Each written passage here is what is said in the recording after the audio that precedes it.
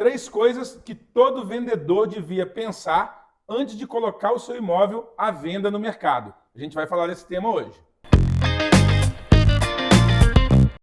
Vitor, colocar um imóvel à venda não é só chamar um corretor, fazer avaliação, foto, colocar no site e ponto final. Tem 3 coisas fundamentais que muita gente não pensa ou nem sabe que existe, mas devia pensar antes de colocar o imóvel à venda. Vamos lá. Primeira. Lucro imobiliário. O famoso ganho de capital. Ou ganho de capital. Esse é doloroso, né? É. Pois é, existe esse imposto, né, cobrado aqui, que é o que impacta em cima do ganho que você teve no imóvel, ou seja, não é sobre o valor total do imóvel, falando de pessoas físicas, de pessoas jurídicas são situações diferentes, mas falando de pessoa física, ou seja, todo o lucro que você teve na aquisição daquele imóvel não é só seu, você tem que pagar ali um imposto que é na ordem de 15%. Tem variações, tem que confirmar com o seu contador, porque tem uma tabela que reduz ao longo do tempo, depende de benfeitoria que você pode ter feito no imóvel, mas é um valor significativo que pode impactar na sua decisão, na sua escolha, até porque tem meios de fugir do imposto, dependendo do que você vai fazer com o dinheiro depois. Dependendo do valor do imóvel. Dependendo do valor do imóvel, se é mais de um, mas muitas vezes a pessoa vai para vender o imóvel e não está nem sabendo disso. O pior de não saber é depois ter que recolher o imposto pagando multa.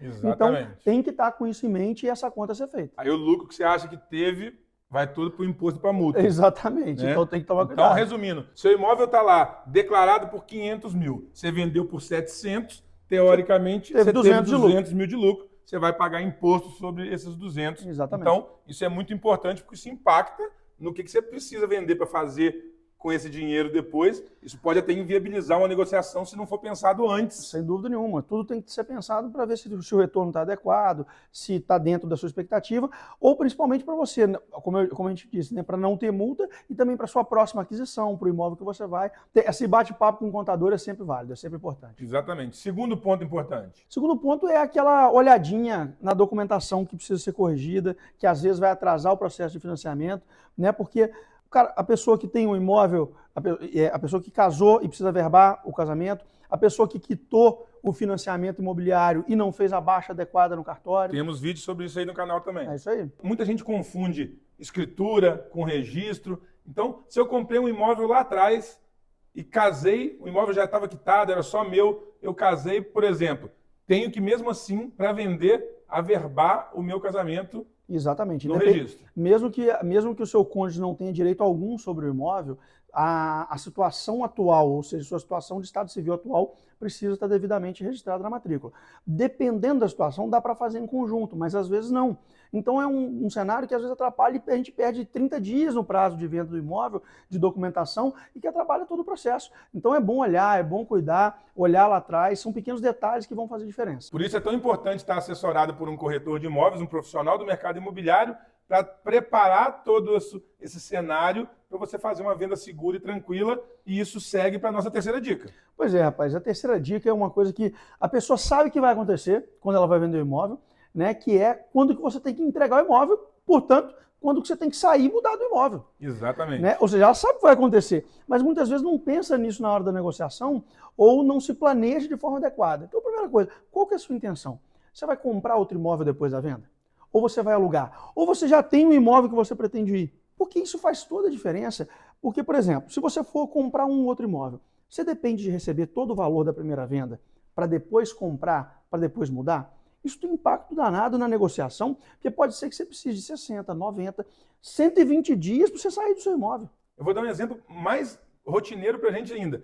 A pessoa está comprando um imóvel na planta e quer botar o imóvel como parte de pagamento, e ela esquece que até o imóvel que ela está comprando ficar pronto, ela precisa morar em algum lugar. É verdade. E às vezes ela quer botar esse imóvel como parte de pagamento e esquece que ela vai ter que sair entregar para a construtora, claro, para a construtora vender esse imóvel. Esse imóvel virou, né, o capital dela, tem que virar dinheiro.